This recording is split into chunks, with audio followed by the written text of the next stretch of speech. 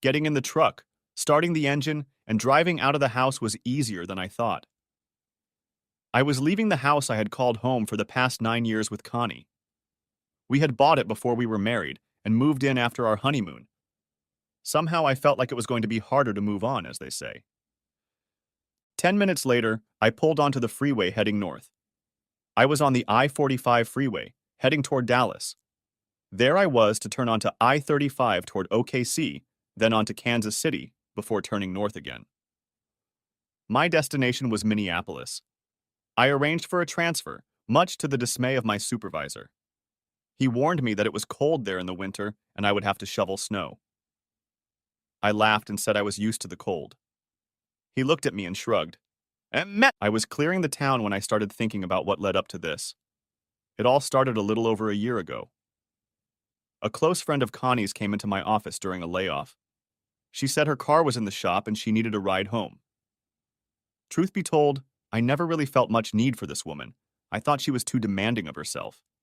In other words, she was a total bitch. But I tolerated her because she had been my wife's best friend since elementary school. When we went to her house, she invited me to come upstairs. I said no thanks. I had to get home.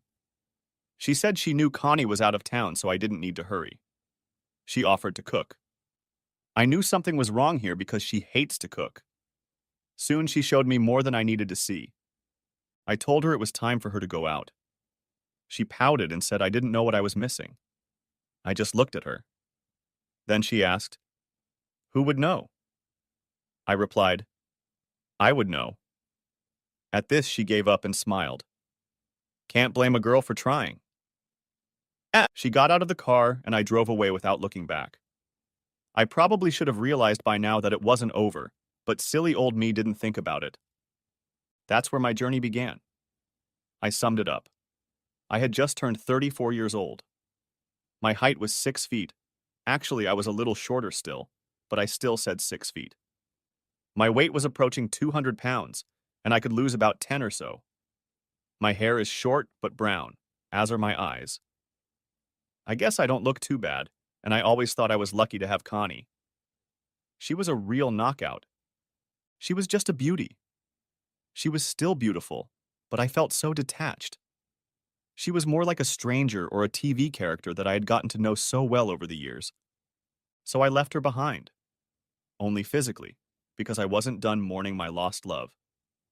I always thought we would grow old together and die in each other's arms. But that wasn't meant to happen. But since a big part of me had died, it didn't seem as much of a loss as it could have been. There was nothing left to do but drive, and I let my mind reconstruct the events, thinking that maybe I could have done things differently. It had been 6 months since that April day when I had given Anne a ride home. Connie came home as angry as I had ever seen her. I asked her what the problem was, but she only threw me a glance. Without saying a word, she walked to the bedroom and slammed the door shut. It was a little unusual, but not out of the norm.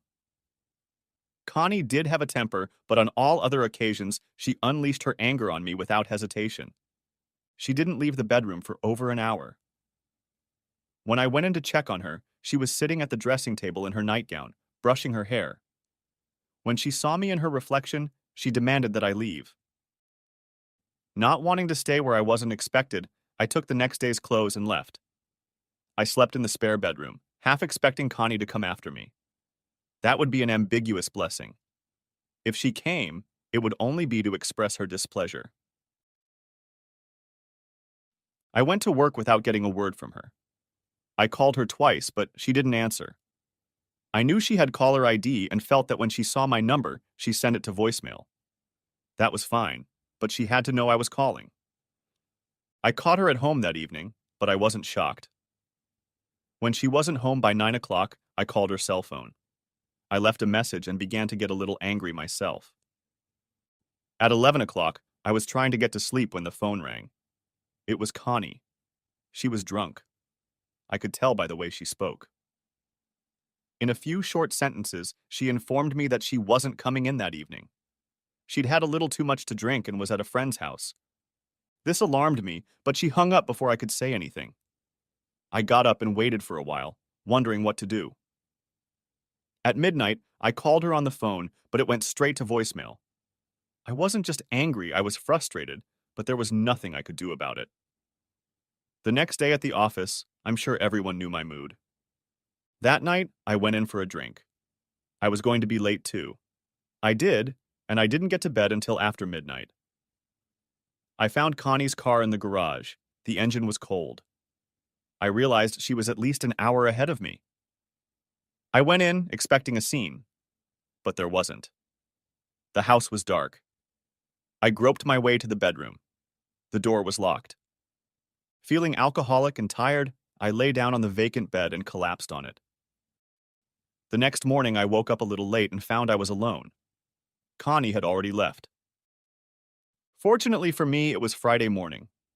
I went to work a little late and tried to make the most of the day.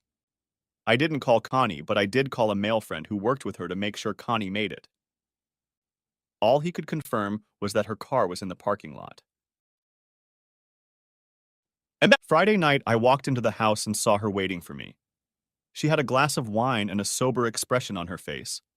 I was greeted with the words, "We need to talk." As most married men will attest, this means she is going to talk, and you should listen intently. She began, "Is there something you want to tell me?" "Yes, there is. But I didn't think this was a good time to tell her she was being a bitch." I also remembered the old saying, "I'll wait for her to tell me what I did wrong. I'm not going to admit to something she doesn't know about yet." When I stopped talking, she opened up. "I didn't think you'd confess on your own. But I know everything. You can't hide it anymore. I never thought you would betray me like this." Now I was at a loss. What the hell had I done? I tried desperately to figure it out. I hadn't bought anything expensive. I hadn't planned a fishing trip in the bay. I remembered the date. It wasn't her birthday or our anniversary. And what did she mean by betray her? Thinking about how to lie your way out of this? I looked at my wife of 8 years and shrugged. I'd figure it out if I knew what I needed it for. "Come on, Martin. Remember, you thought you could get away with it, didn't you?" "Got away with what?" "Cut the bull. You know what I'm talking about." "I have no idea. And if you want to keep talking in circles, I think I'll go get drunk." "Hell no. You're staying here until you come clean and tell me why." "Why what?" "Why did you do it, asshole? What do you say?" The asshole let me know she was very serious. But what was I supposed to admit to? What had I done? I know I can be an insensitive asshole, but all men can be like that. What was I missing? I tried to remain calm. "Done what? I can't apologize until I know what I did." "Oh, mister, apologizing won't fix it." "Damn, this is going to cost me," I thought. "What will it take then?" I asked. "I don't know yet, but it will cost you a lot. It might even cost you our marriage." That got my attention. This was serious. I started thinking. What the hell had I done? Whatever it was, this was definitely how I wanted it to go down. She saw my hesitation and furrowed her brow. Her anger was flaring with renewed vigor. Before I could speak, she laid it all out for me. "You thought you could entertain my best friend and get away with it. Anne is too close a friend to allow yourself to do that. She told me everything. I know what you've been doing, and I wonder how many others there are out there that I don't know about." I just stared across the table at her like she was crazy. That only enraged her even more. "You asshole. You gave Anne a ride home and wanted to, as you put it, pay. You followed her to the door and stormed out after her. She didn't really want it, but she thought it was better than ruining me." I was at a loss for words. I remembered giving Anne a ride home, but even after her suggestion, I let it pass. Heck, I'd forgotten all about the tramp. As you can guess, the rest of the weekend went to pieces. There was yelling, threats, tears, and name-calling. I was guilty of only some of the name-calling, but still continued my part of the battle. For 3 months, we slept in separate beds. I was at my wit's end and was looking for a divorce lawyer. A buddy had used his services in his divorce. The lawyer's name was Jerry Lewis, but believe me, He was no comedian. His wife ripped him off in the divorce, and he used every opportunity to get back at the female gender. I was about to suggest it when Connie came to me one night and told me it was time to make things right. Our marriage was too important to the two of us to continue living the way we were living. She called a truce and suggested we split the master again. I felt a little better, but the damage had already been done.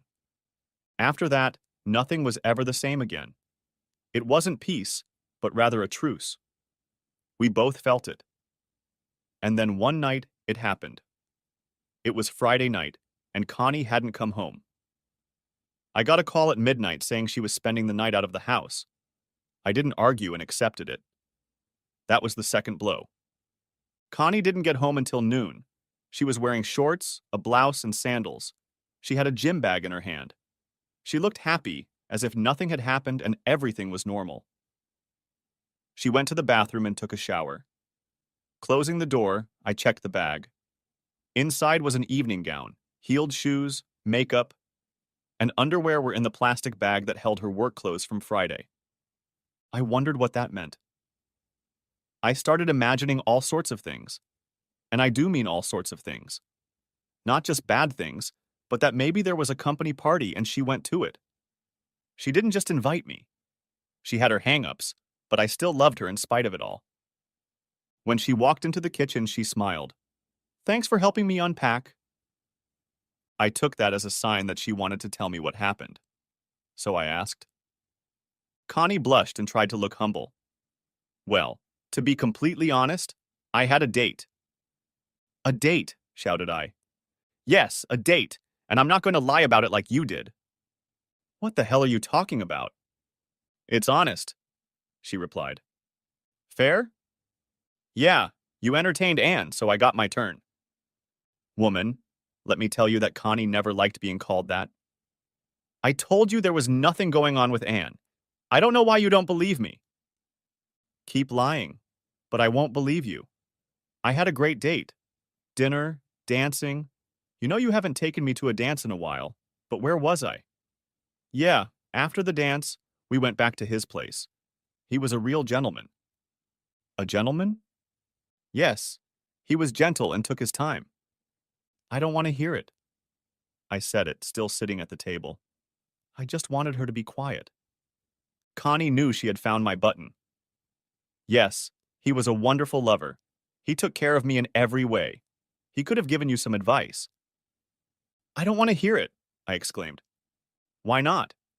You don't want to know that another man can give me pleasure better than you?" "I just don't want to." I covered my face with my hands and said, "I think I'm going to be sick." And I felt sick. I had to go to the bathroom because I felt like I was going to throw up. But I didn't, and after an hour the urges went away. I washed my face, got out of the bathroom, grabbed a beer, and went to the back porch. I was sitting there watching the sun go down when Connie showed up. I didn't pay any attention to her at first. Finally, I noticed her sitting next to me when she spoke. "Isn't the sunset beautiful? It marks the end of the day and the promise of a new tomorrow." I jumped up when she spoke because I was a little scared. I just looked at her, and then looked at the last rays of the sun again. "Yes, let's make our problems end. We can put them behind us, and tomorrow we can start a new life." I looked at the woman again. She appeared before me in a different light. How could she be so careless about what she'd done? Connie sipped her wine. "I think we should make new vows to each other and then go to bed and seal them." That struck me as funny, and I laughed for the first time in hours. "What's so funny?" she asked in a harsh tone. "Well, I don't know. Let's see. A new vow. Why? You didn't fulfill the previous one." "Well, asshole, you didn't fulfill it either." I just looked at her with as much hatred as I could remember. "Don't look at me like that." Then her voice softened. "I still love you, and I want this all behind us. Let's go to bed. I need you, and I want you." Damn, you're crazy woman. Woman again. "What does that mean, Martin Raymond Jameson?" Connie went into mother mode, using all three of my names. She knew it pissed me off. "I mean, I'm not going to go to bed with you. Go back to your buddy. I think the word is slut. With those words, I stood up and headed for my master. She followed me. I guess she thought we were going to hit the sack, but that didn't happen. I gathered up almost all of my clothes and carried them to the spare room. She followed me with a whoop or an explanation, which I ignored. The next trip was to get my stuff from the bathroom. Needless to say, Saturday night in Houston was cold and Sunday was even colder. I accepted the facts and headed to work. It was time to do something. I worked on the translation and gave Jerry Lewis everything I had. I think he was absolutely thrilled with the case. That was a little over 2 weeks ago, and now I'm alone on the road to Minneapolis. The ride was very lonely, and I felt the loss more than I could have imagined. I had intended to stop in Kansas before stopping, but instead I drove straight through. Not that I wanted to, I was just afraid that if I stopped, I would sleep through my decision and turn back in the morning. Sleepless nights can be such an ordeal for a person. Arriving in town about 20 hours later, I was ready to sleep. I found a hotel and checked in. It was Saturday, so I paid for 2 days.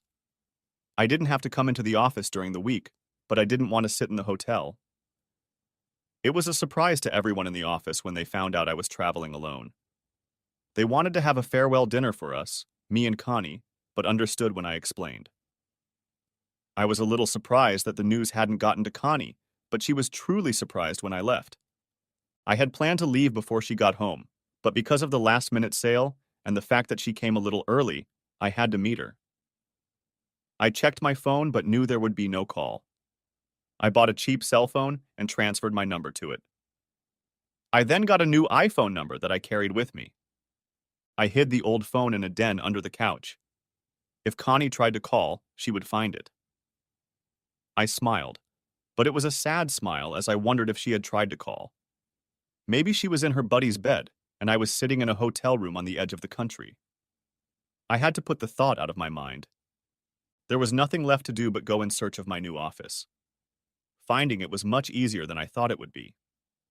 I thought all cities were like Houston, but it turned out that wasn't the case. Over dinner, sitting alone, I realized that I needed a place to stay. An apartment would do just fine, hopefully at least partially furnished. Monday came, and I turned pale. I thought that being away from Connie would make me feel better, but it didn't. It's hard to explain, but even though I was angry with her, I was comforted to some extent knowing she was in the house. I had to come to terms with that. So I did what I could and went to the report. I was expected, but not that morning. I met my boss Bill and his secretary Jackie. Jackie was an attractive woman in her early 50s. She dressed well and was very professional. What caught my attention was not only her smile, but also the stone on her wedding finger. I paid attention to it not because I liked her, but rather because of its size.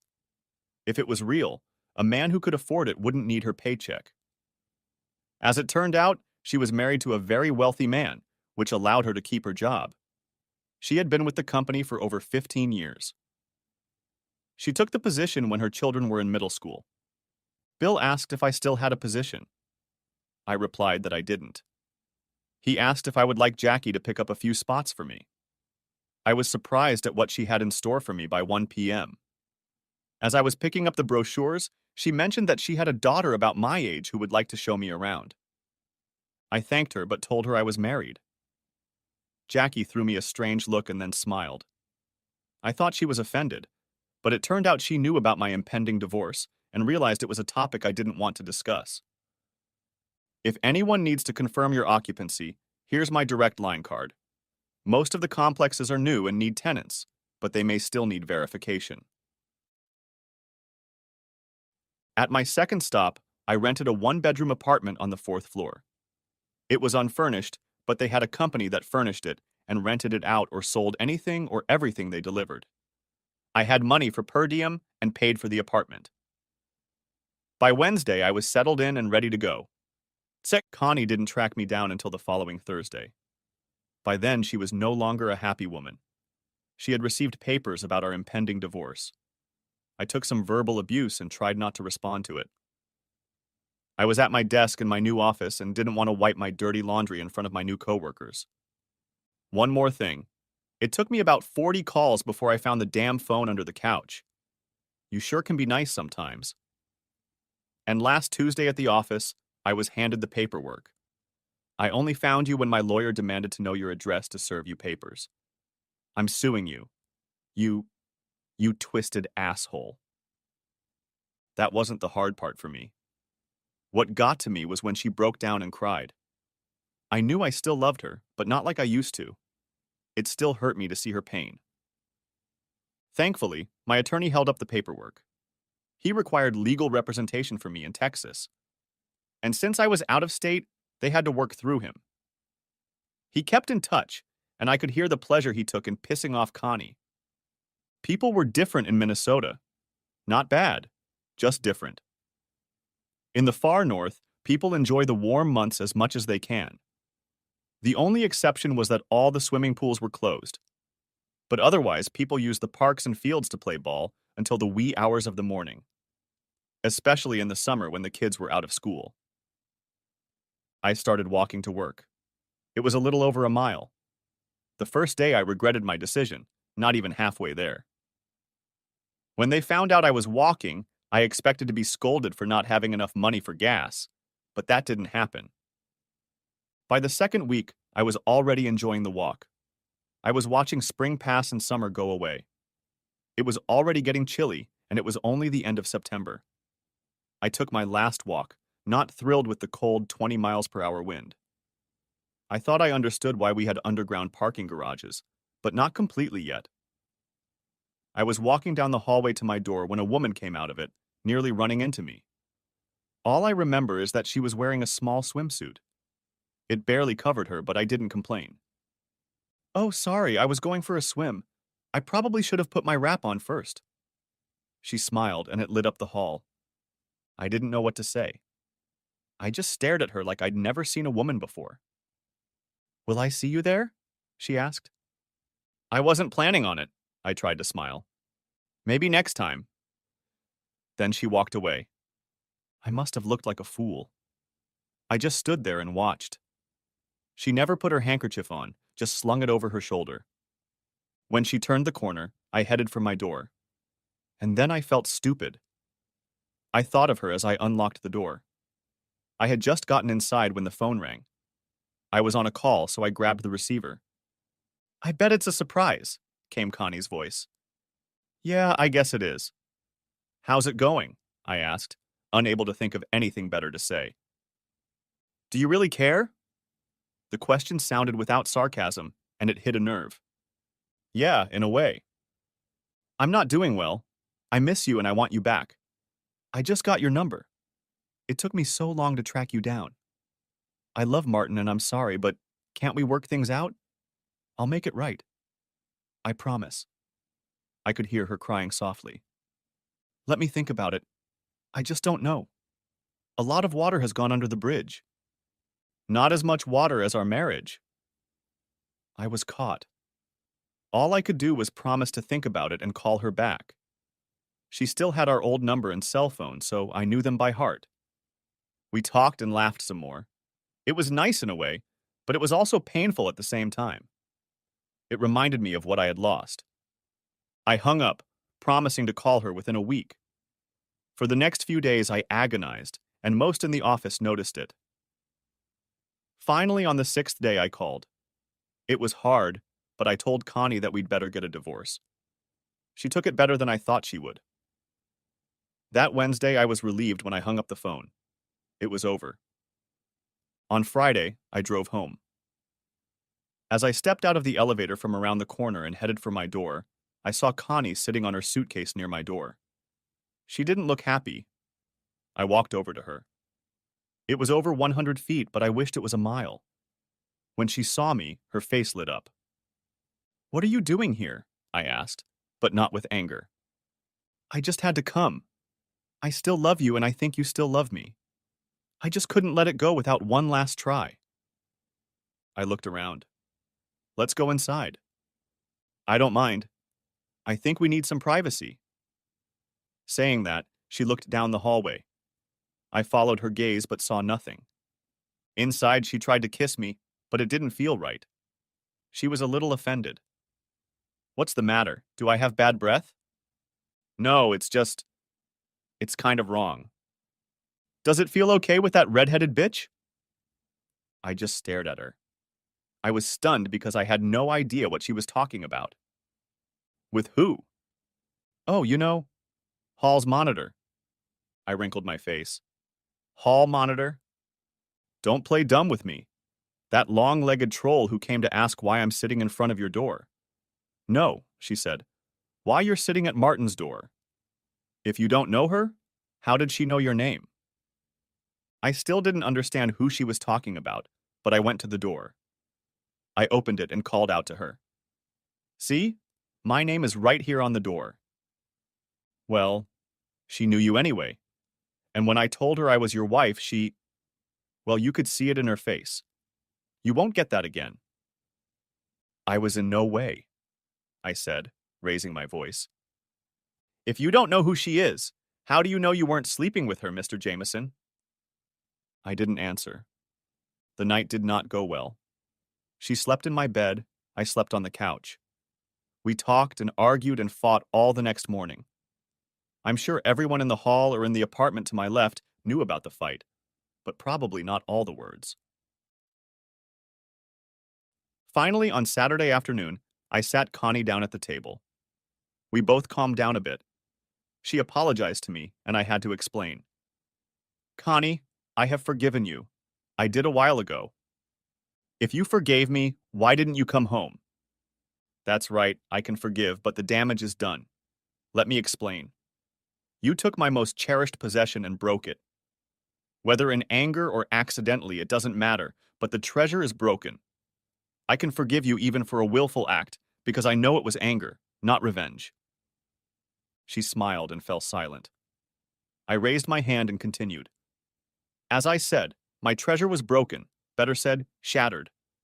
Then you tired to glue it back together. It was possible and it could fulfill its purpose, but every time I saw it, I was reminded that it was broken and would never be the same. So you haven't forgiven. Connie began to cry. It was painful. I hugged her and told her that yes, I had forgiven, but the damage had been done and it could never be undone. What we had was special, but when this came between us, that feeling was gone. I care about you a lot, but it's better for us to part ways. I don't want to relive this grief every day. Connie fought back tears. I understand. When his touch and everything else just wasn't like you, Martin. And when I was with him, it wasn't the same. Now it wasn't about what she said, but how.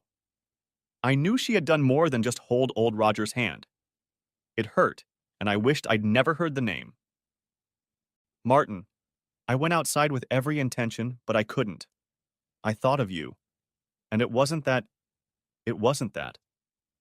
Then you know what I mean? I asked, not wanting to go any further on the subject. Yes, but believe me, I'm telling you the truth. Nothing happened. Connie burst out before she started crying again. I hugged her with a broken heart. I felt all the pain again. At that moment, the truth didn't matter. It was over and done. The damage had been done. Deep down, I knew she had slept with Roger. But I wasn't angry, I was hurt. Saturday night, I took Connie to the airport and walked her through security. Then I headed home. I felt tired, drained, and empty. I walked down the hallway to my door. It seemed to be the same 100 miles I had wished for on Friday afternoon. I was only 3 steps from the door when she walked out. It startled me. I stopped in place and looked at her.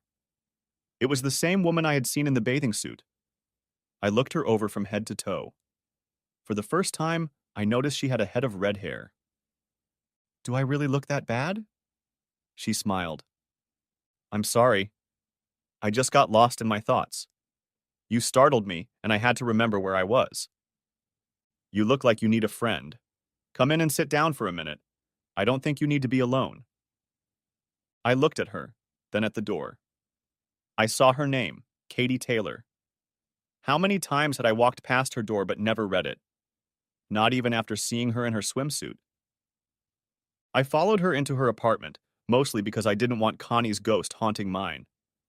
Katie's apartment was warm, not just from the temperature, but from the mood I could feel. Within minutes, we were already sipping wine. I looked into the beautiful green eyes and asked, "Are you the hall monitor?" She smiled and replied, "Guilty." The wine had an effect on me. "You may not know this, but Connie called you a bitch." I don't know why I said it, but I did. "My bad again," she smiled over her glass. "I hope it doesn't make you think any worse of me." "No, not at all, but I can't say the same about my soon-to-be ex-wife." "It doesn't matter," she smiled again. I just looked at her smile and felt warmth throughout my body. Thinking at that moment that it was the wine, I just accepted it. The next thing I remember is that I woke up to the smell of coffee and bacon. I was hungry because I hadn't eaten all Saturday. I looked around. I wasn't lying in my bed. I was only wearing shorts and a t-shirt. I looked at the other side of the bed. It was untouched. My pants and t-shirt were lying at the foot of the bed. It took a moment to guess where it was. It was Katie's bedroom. At that moment, she entered the room. She looked bleary-eyed, bushy-tailed, and still had the same gorgeous smile. As I warmed up again, I realized it wasn't the wine I had felt the night before. "It's a good thing you're awake. If the coffee and bacon hadn't gotten you up, I would have called an ambulance." "Where did you sleep?" I asked, confused. "On the couch." A smile still filled the room. "Mom used to say that the best way to a man's heart is through his stomach. I've always held a different opinion, but since you got up to eat, I'll have to revise my opinion. The bathroom's that way. You'll be safe there while I make breakfast. I hope the bacon, eggs, and toast will do." At the table, we talked. Kathy was easy to talk to and be around. The day went well, and I felt better. When evening came, I went to my house to change and take her out to dinner. On my voicemail, I found a dozen calls from Connie. I ignored them. On Tuesday, I got a call from my lawyer. According to him, Connie had decided to play hardball.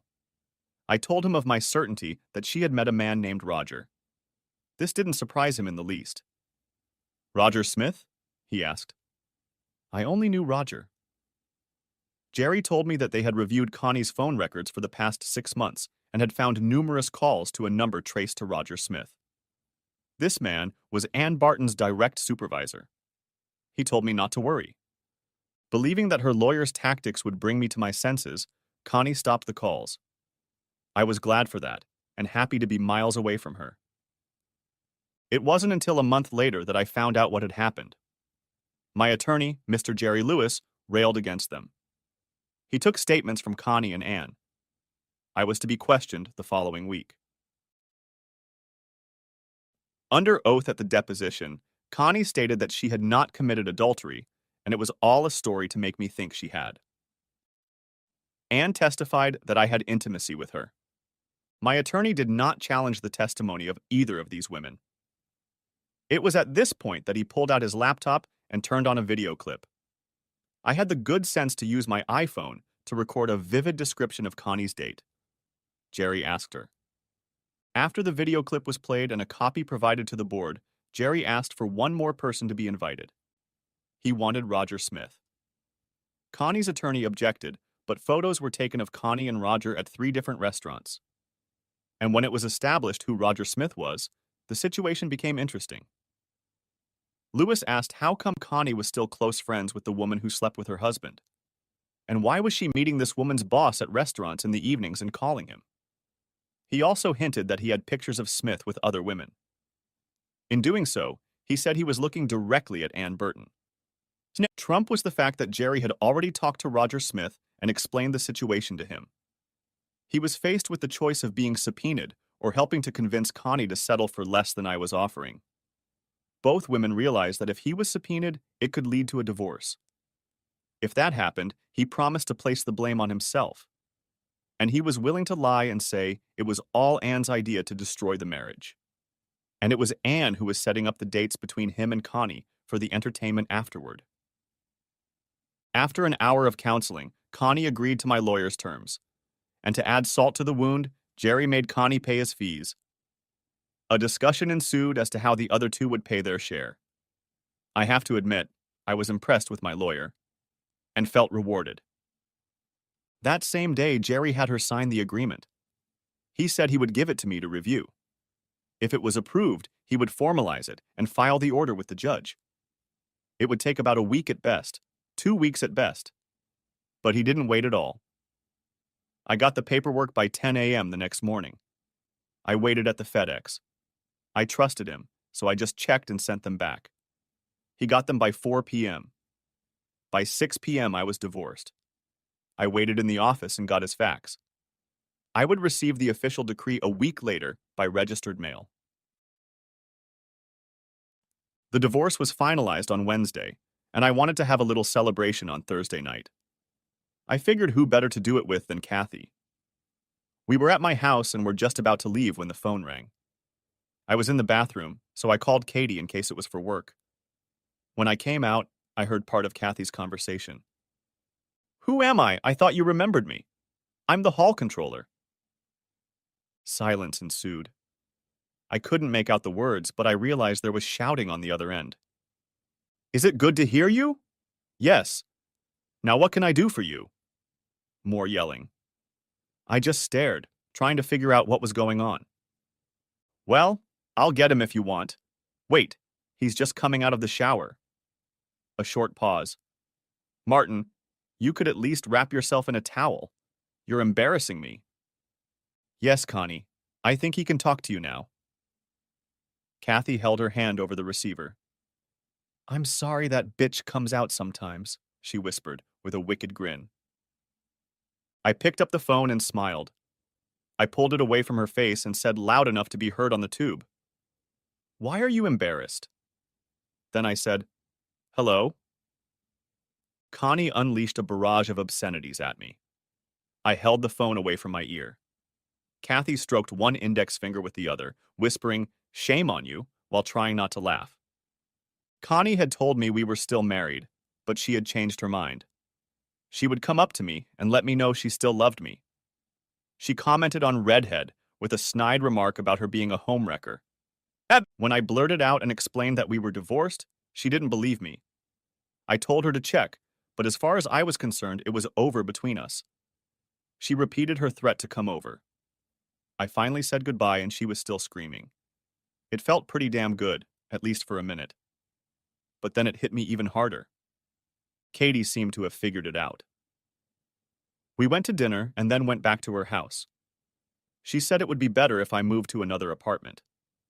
She offered to take care of it the next morning while I worked. I found out that she was working as an assistant property manager to keep the rent down. So the next day I ended up in the apartment next door to hers. We shared a balcony, but she said I was safe. There was a 30-inch metal railing separating the two areas.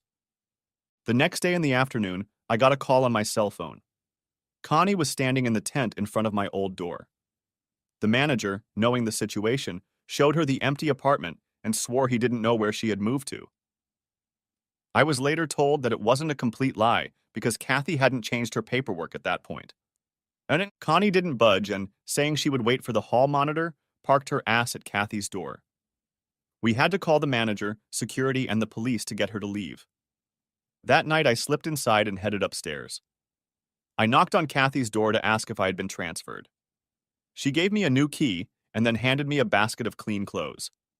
How embarrassing. She washed my clothes, underwear and all. See, now, I told her I didn't buy a washer and dryer because there was a laundry room in the basement. "Why buy when you can rent?" I joked. Kathy smiled. "I think it's better to own. You don't know what's been in the cars downstairs, and you won't find someone else's sock in your car," she countered. Somehow I don't think she was talking about the washing machine.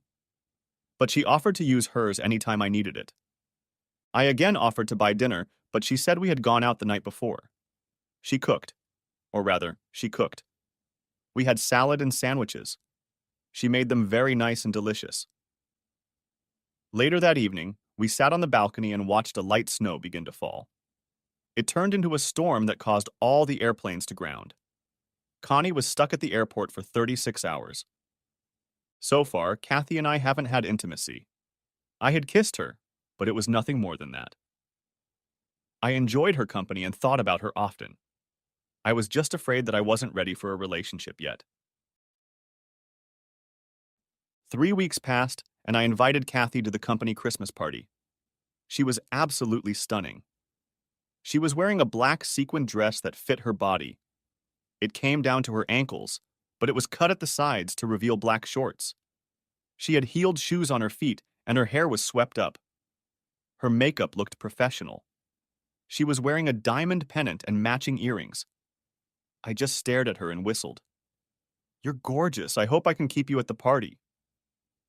I had to explain that. I knew there would be several men at the party with much more charm and things to offer her.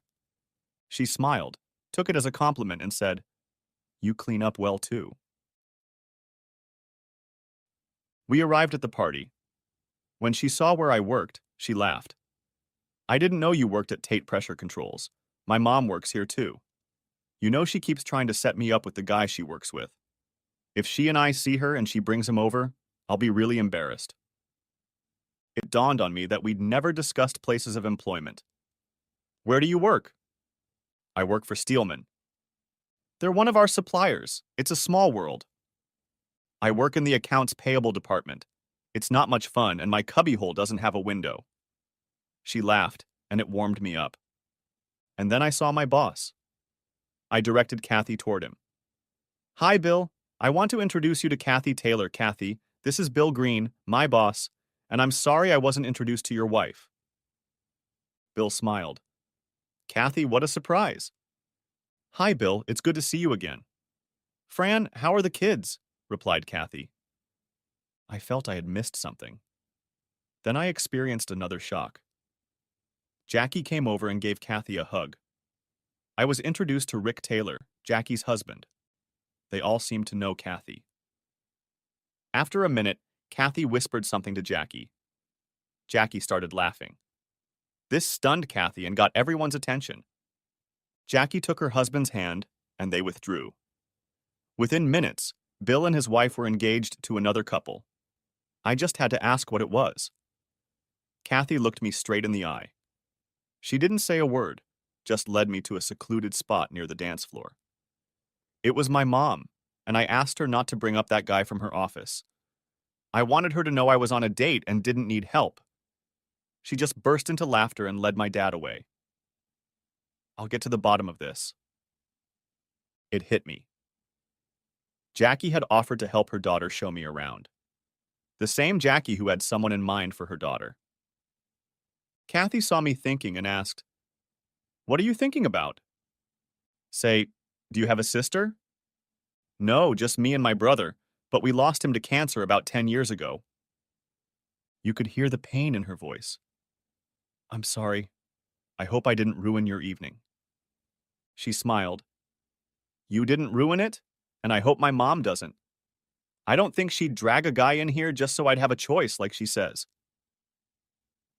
I remembered how many times Jackie had tried to get me to call her daughter. Now I was with the same woman. It was kind of funny even. But I could be wrong. Or Jackie could have more than one man in mind for her Katie. I decided to keep my thoughts to myself. I would wait to see what the night would bring. A few minutes later, the orchestra started playing. I'm not a very good dancer, and I warned Katie about that. But she followed me onto the dance floor anyway. I pulled her against me and slowly moved across the floor.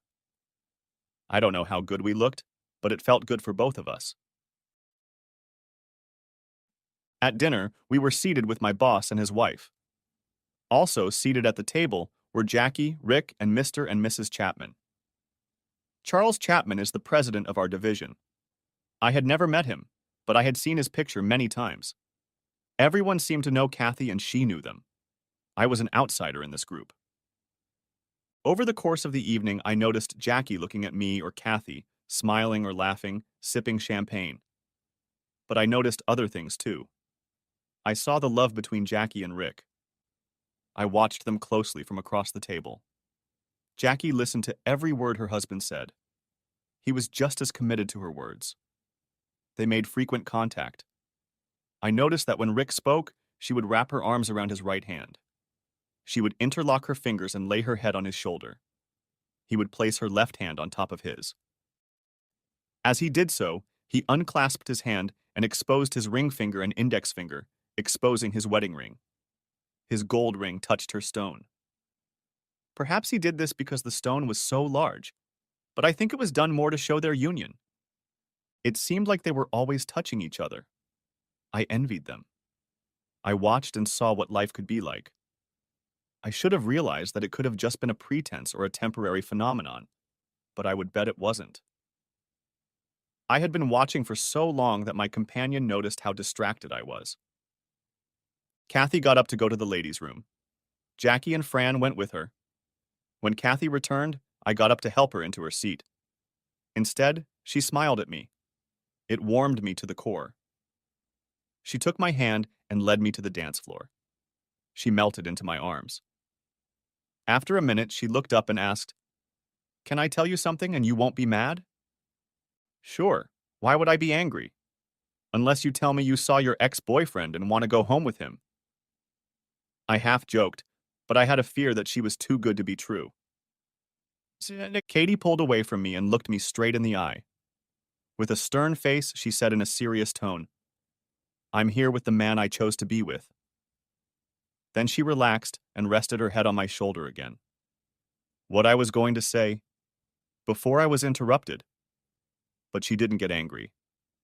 My mom confessed, "You're the person she wanted to introduce to me." I couldn't believe my ears. And the thought of what we'd both said. Me about my boss's secretary wanting to pawn her daughter off on me. And Katie about her mom always finding a boyfriend for her. But we were both amused by it. "I'm glad I met you, Kathy. I only wish I had invited your mom that first day." I was sincere in my words. We danced some more and I lost my head to her charms. After a few minutes, she whispered, "What were you so engrossed in at the table?" I answered honestly without hesitation. Later, I would realize how comfortable I was with her. "I was a little jealous watching Jackie and your father." I felt her tense up slightly. "I didn't know you were partial to older women." "This isn't about your mom. I see what I'm missing when a woman loves me the way your mom loves your dad, or to love the way he loves your mom. I want a woman like that." She looked at me with beautiful green eyes. "Even when the bitch in her comes out every now and then?" I smiled at her and kissed her forehead lightly. "As long as it's properly directed." "I know, but sometimes—" "What if?" she asked softly. "Even then, what more could I ask for? I want you. I want to know you. All of you. And I want to get to know you. I want to be everything to you." "Everything?" "Yes, your woman." I was stunned and honored. I had strong feelings for Kathy, I realized that. That's why I'd never tried to get her into bed. But in that moment, I felt a burning desire. I looked down at her. "I liked the list, but you left something out." She looked puzzled for a moment. "You missed your wife." Our dance stopped and we kissed. We were still kissing when the music stopped and the dancers started clapping. This interrupted our kiss, and we looked around to see many people smiling at us. I took her hand, and we found a secluded spot behind a potted plant. "I want to take you home." She looked up and said, "You can't do that today." I thought, great, it's her time of the month.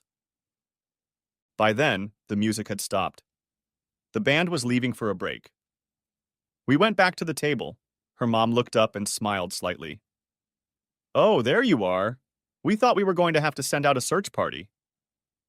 Everyone at the table laughed, as if they knew why we were gone. Something had changed. As we listened to the table talk, I could feel Katie's touch. She did many of the things her mother did. I wondered if it was instinct or training. At the end of the evening, Jackie made a final toast. "To mothers, they sometimes know what they're talking about." As she uttered these words, she looked directly at Kathy. Everyone at the table agreed, taking their last sips. Kathy hugged everyone at the table, and I shook hands with all the men. We went to get my car. I used the valet service. When he pulled up and held the door for me, I ignored him. I walked Katie around the truck and opened her door. I helped her into the seat and even buckled her seatbelt. I wanted to leave as soon as possible for several reasons. One was that there was a line of people behind us waiting for their cars, and the other was my desire to be alone with her. I tipped the valet and we drove off. We hadn't even gotten out of the car yet when I felt her hand on my leg. I've really enjoyed this evening. I just don't want it to end. I drove her back to the apartment building. She didn't utter a word as I stopped at my door and ushered her inside. A moment later, we were in a dark bedroom. I won't go into the details of our night because it's too personal. We fell asleep late in the morning.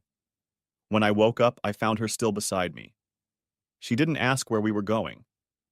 I saw the joy in her eyes when we pulled up to the jewelry store. I let him pick out a set of rings, and there was no problem with the price.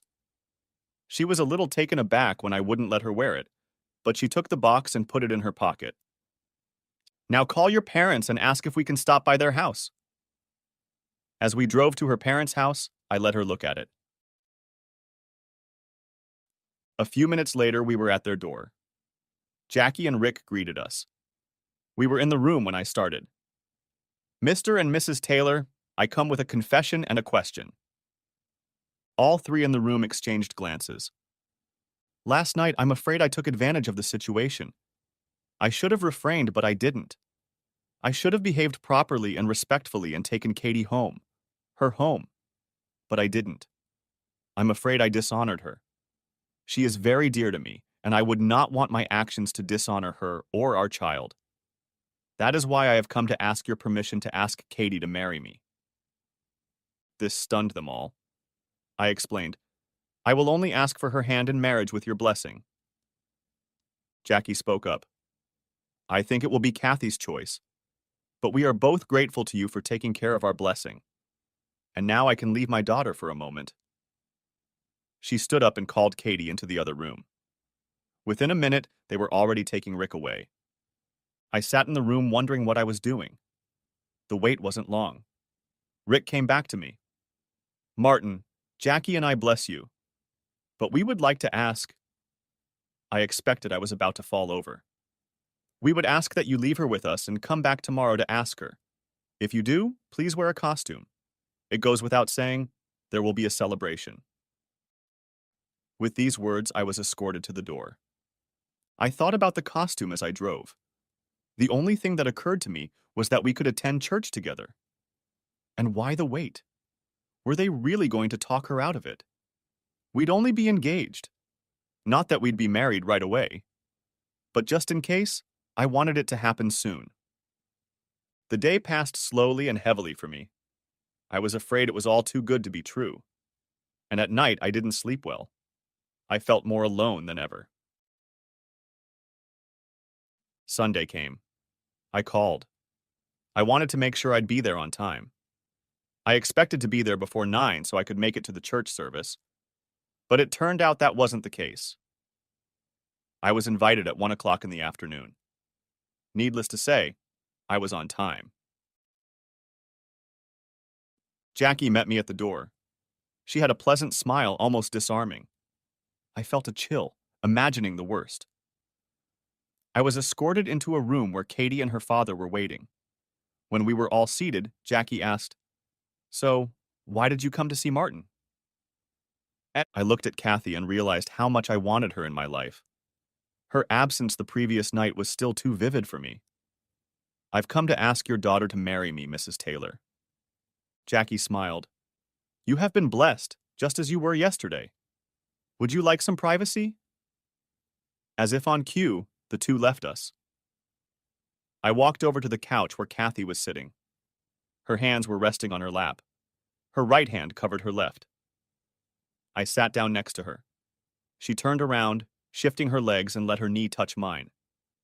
I looked into those beautiful green eyes and asked, Kathy Taylor, will you take me to be your husband? A ring box appeared in my hand and I opened it. There was a surprise waiting for me. All that was left was the engagement ring. When I looked back, I saw that Kathy was holding her left hand with the ring in place. She kissed me and whispered, "Yes, yes, yes. And please don't be mad when you let me look at it. I just had to wear it.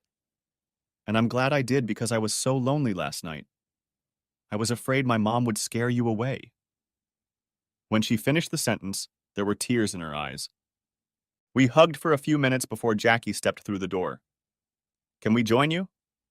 And when they returned and sat in the chairs across from us, Jackie smiled at her husband. He smiled back and held out his hand to her. With a twinkle in her eye, she started. I can see that the answer was yes. But I knew it would be. The only one who doubted it was Kathy. She thought I was too demanding. Having said that, she smiled at Rick. She wasn't the only one who thought I was too demanding sometimes, but he always let me get my way. Yes, and I want to thank you both for understanding. I will do everything I can to make your daughter happy. I'm sure you will. I knew you were right for each other when I first saw you, Martin. I tried to bring you two together, but without success. But since you found each other on your own, it only further proves me right. Now, about the situation. Are you saying you dishonored my daughter? Jackie raised an eyebrow. Yes, dishonored, and I apologize to you and her. Mom, it's our business, Katie said, blushing. Rick only smiled and shook his head. Jackie didn't relent. Are you afraid there's cause for concern? Mom, please. Kathy, you agreed that I could voice my opinion. Now, do you have cause for concern? My ears popped and my hands became clammy. What was this leading up to? Yes, ma'am.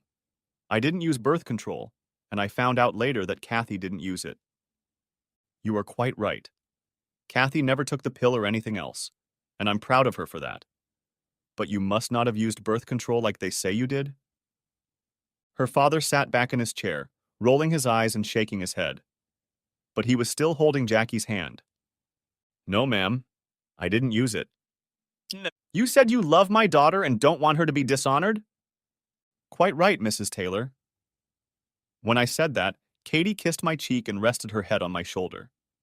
As she did so, she extended her left arm and pointed her fingers toward the ceiling. She was looking at the ring on her finger. An expression appeared on Jackie's face. Martin, she's been looking at that ring since you left. She picked up the ring and looked at her husband. But I think I know why. Because it symbolizes your love and her devotion to you. Where was I? Yes, on the fact that I want to offer a solution to your problem or possible problem. If you want to honor my daughter for the gift she has given you, you can show it by marrying her immediately. Yes, ma'am, Mrs. Taylor. We'll do it as quickly as we can agree. Is that so? What if I can arrange it today, in this house? I couldn't believe my ears. Tonight? I turned and looked at Katie. She was frowning slightly. She pulled me to her and whispered, We don't have to. I looked at my all-too-soon-to-be mother-in-law. You can do it? Yes, I can. But it will be your decision. I'm not demanding, just suggesting. I smiled. So we can sleep together tonight without any shame? Martin, you can sleep together either way and we won't be ashamed. Kathy, don't you want to take a chance tonight? After all, you might change your mind. I just wanted to give you some time. Martin, I am your woman with or without this ring. My heart belongs to you. I turned around. If it's not too much trouble for you, I would consider it an honor to be married this day. Jackie looked at her husband. She had a smile on her face that said she was very pleased. She made the call, and we waited. While we waited, my future mother-in-law explained. Today's wedding was my idea. I discussed it with Rick, then with Kathy. You see, I'm selfish. I want Katie by my side. She is my only daughter and my only child left. She left us and lived in California for 5 years. She just came back to us. She arrived about a month before you did, Martin. Like I said, I'm selfish. I want Katie to put down roots here with me. I want to see her happy and I want her to give me grandchildren. Martin will do his best for you. Kathy is 33 years old and... Mom, you're so... You don't have to tell everything. I am your mother, Jackie said as fact, and that gives me some privileges. Like I said, she's 33 years old, but with the right man, meaning you, Martin, she'll have time to give me some grandchildren. I should have about 10 now, but that hasn't happened. But then you didn't show up in her life until now. She waited, and I believe she acted wisely. A few minutes later, the preacher arrived, and in another less than an hour, Kathy became Mrs. Martin Raymond Jameson. Just as we were about to leave, my father-in-law stopped us. Jackie stood beside him, holding both hands on his arm. He handed me a package. It was a week's room at the Imperial Hotel downtown, and it was for a honeymoon suite. It's the least I can do since Jackie imposed on you two, he smiled. But he wasn't the least bit angry.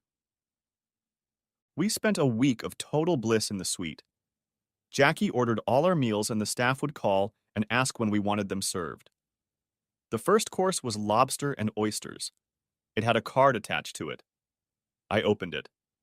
It was a greeting card with a note. "Just to keep you strong," it said. She signed it, and underneath she drew two beautiful eyes. Both had long lashes, but one was close set. She winked at us. The first week I returned, my boss called me into his office. I wondered what I had done. Jackie was there waiting for me. "Martin, I want to turn to you and ask you for a favor." "I'll do my best." "I want to ask you first and then Kathy. I know what Rick will say, but it will be up to you." I waited. My mother-in-law turned out to be full of surprises. "I want to ask your permission to have a big wedding for you and Kathy." I frowned. "Please be lenient with me. She's my only daughter.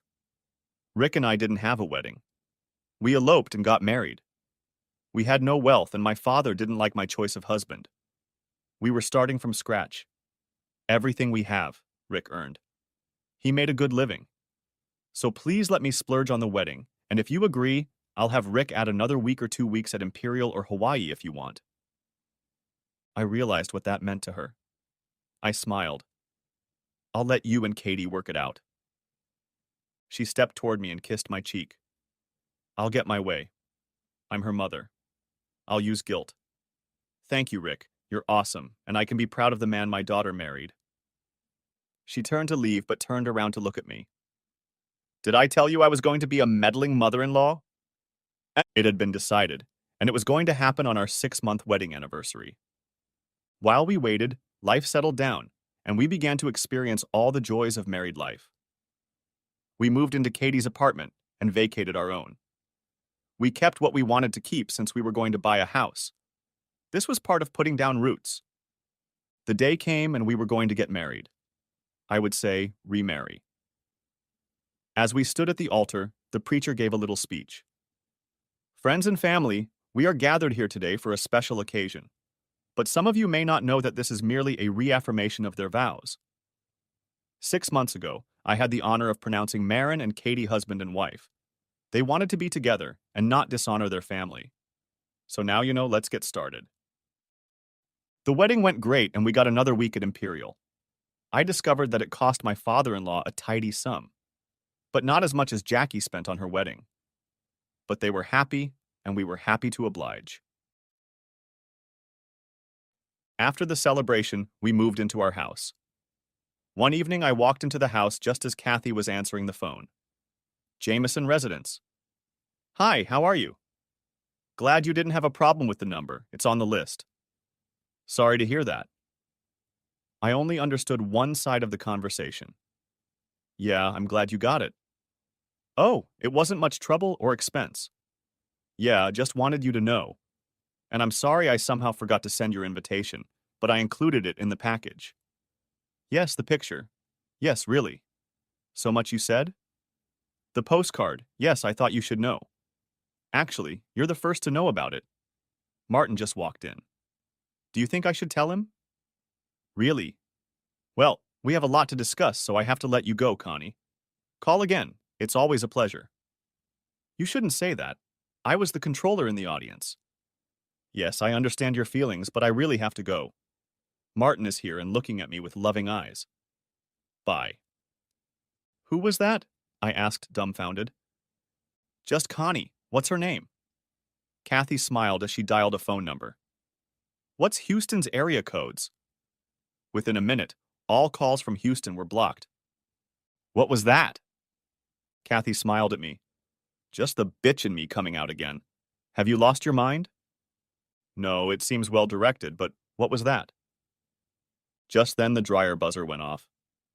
I have things to do, but come on, I'll tell you. As she approached the laundry room, she picked up an envelope.